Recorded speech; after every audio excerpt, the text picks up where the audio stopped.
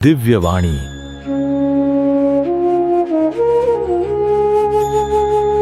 भक्ति में अगर शक्ति। आज रात आपकी आखिरी नींद हो जाए तो क्या होगा?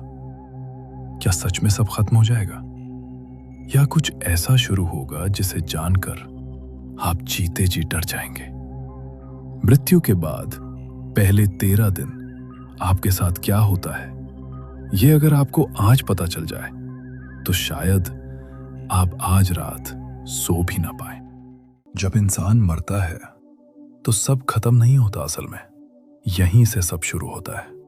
उस क्षण जब आपकी आखिरी सांस निकलती है, जब आपका शरीर पूरी तरह शांत हो जाता है। लोग कहते हैं वो चला गया, लेकिन क्या सच में सब खत्म हो जाता है? गरुड़ पुराण के अनुसार मृत्यु अंत नहीं है, ये एक यात्रा की शुरुआत है। एक ऐसी यात्रा जिसे हर इंसान को अकेले तय करना होता है। और सबसे अजीब बात, ये यात्रा मृत्यु के बाद तुरंत शुरू नहीं होती, बल्कि पहले 13 दिन आत्मा एक अलग ही अवस्था में रहती है।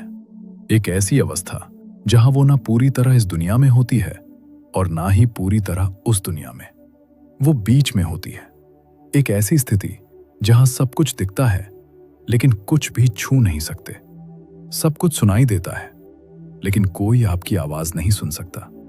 कल्पना कीजिए, आप अपने ही घर में खड़े हैं, आपके अपने आप के सामने हैं। कोई रो रहा है, कोई चुप है, कोई आपको याद कर रहा है, और आप सब कुछ देख रहे हैं लेकिन कुछ कर नहीं पा रहे। आप चिल्लाना चाहते हैं, आप कहना चाहते हैं मैं यहीं हूं, लेकिन आपकी आवाज किसी तक नहीं पहुंचती। गरुड़ पुराण में कहा गया है कि मृत्यु के बाद पहले कुछ घंटों तक आत्मा अपने शरीर के पास ही रहती है। उसे समझ नहीं आता कि उसके साथ क्या हुआ है। उसे लगता है कि वो अभी भी जीवित है। वो अपने शरीर को देखती है, लोगों को देखती है, लेकिन धीरे धीरे उसे एहसास होने लगता है कि कुछ बदल चुका है, बहुत बड़ा बदलाव। और यही वो क्षण होता है जब डर शुरू होता है। एक ऐसा डर जिसे शब्दों में बयान नहीं किया जा सकता, क्योंकि अब आत्मा अकेली होती है, पूरी तरह अकेली। और यहीं से उसकी 13 दिनों की यात्रा शुरू होती है। पहले दिन आत्मा अपने शरीर के आसपास रहती है।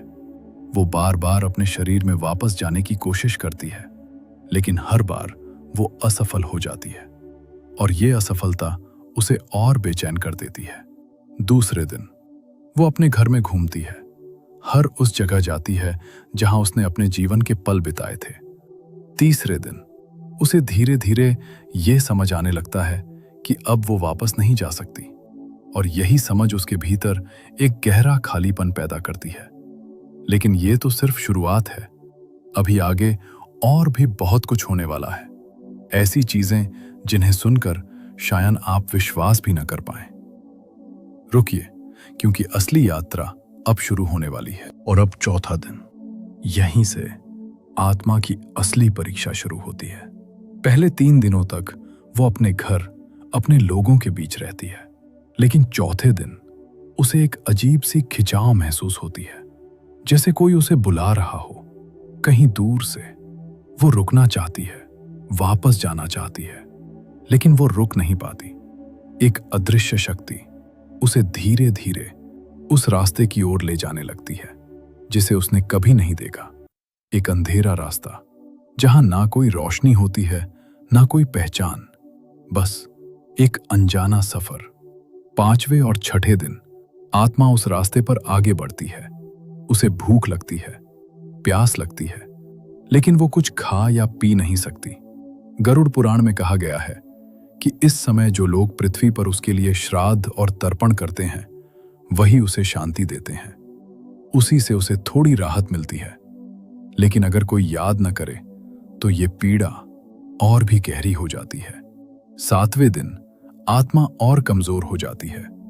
अब उसे एहसास होने लगता है कि ये रास्ता सिर्फ आगे ही जाता है, वापस लौटने का कोई रास्ता नहीं। 8वें और 9वें दिन वो अपने जीवन को याद करने लगती है। हर गलती, हर अच्छा काम, हर अधूरा वादा, सब कुछ उसके सामने एक एक करके आने लगता है। और यही वो समय होता है जब आत्मा अपने कर्मों का सामना करती है। 10वें दिन उसके भीतर एक अजीब सी बेचैनी होती है, जैसे कुछ बड़ा होने वाला है, जैसे कोई फैसला अब करीब आ रहा है।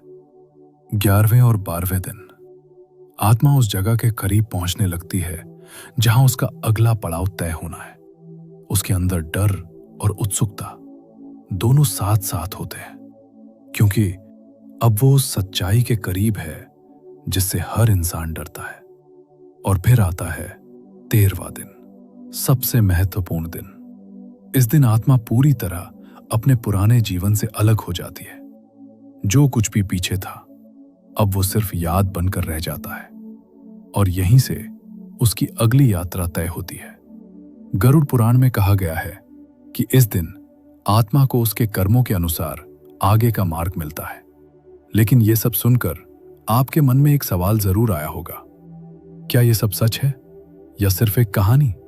और अगर यह सच है तो इसका हमारे जीवन से क्या संबंध है? रुकिए, क्योंकि असली उत्तर अभी बाकी है।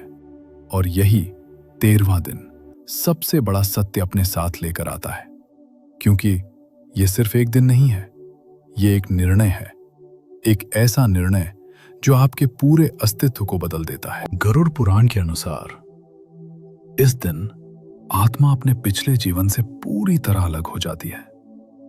जो कुछ भी आपने जिया, जो कुछ भी आपने किया, सब कुछ अब एक परिणाम में बदल जाता है, और उसी परिणाम के आधार पर आपकी अगली यात्रा तय होती है। लेकिन यहां एक बात समझना बहुत जरूरी है, यह कहानी सिर्फ मृत्यु के बाद की नहीं है, यह जीवन की भी कहानी है। क्योंकि जो कुछ आत्मा उन 13 दिनों में महसूस करती है वो सब हम आज भी महसूस कर सकते हैं। जब हम अकेले होते हैं, जब हम अपने अंदर झांकते हैं, जब हम अपने फैसलों को याद करते हैं, वही बेचैनी, वही सवाल, वही खालीपन। तो सवाल ये नहीं है कि मृत्यु के बाद क्या होगा, सवाल यह है कि हम अभी क्या कर रहे हैं, हम कैसे जी रहे हैं। क्योंकि अगर जीवन सही दिशा में नहीं है तो अंत भी वैसा ही होगा। गरुड़ पुराण हमें डराने के लिए नहीं है, यह हमें जागरूक करने के लिए है, ताकि हम समय रहते अपने जीवन को समझ सकें, अपने कर्मों को सुधार सकें और उस दिव्य यात्रा के लिए तैयार हो सकें जो एक दिन हम सबको करनी है। क्योंकि मृत्यु निश्चित है, अटल है, लेकिन उसके बाद क्या होगा यह हमारे आज के फैसलों पर निर्भर करता है। तो आज यहीं पर एक निर्णय लीजिए कि आप अपने जीवन को सच में समझेंगे, सिर्फ जिएंगे नहीं बल्कि जागरूक होकर जिएंगे। क्योंकि जब आप जागरूक होते हैं तो आपके फैसले बदलते हैं, आपकी सोच बदलती है और धीरे धीरे आपकी पूरी जिंदगी बदल जाती है। और अगर आप ऐसे ही गहरे और छुपे हुए ज्ञान को समझना चाहते हैं तो इस दिव्य यात्रा में अकेले मत चलिए, दिव्य वाणी के साथ जुड़िए। क्योंकि यहां हम सिर्फ कहानियां नहीं सुनाते, हम उन सच्चाइयों को सामने लाते हैं जो आम नजरों से छिपी रहती हैं। और शायद यही सच्चाइयां आपको उस राह पर ले जाएं जहां से आपकी असली यात्रा शुरू होती है।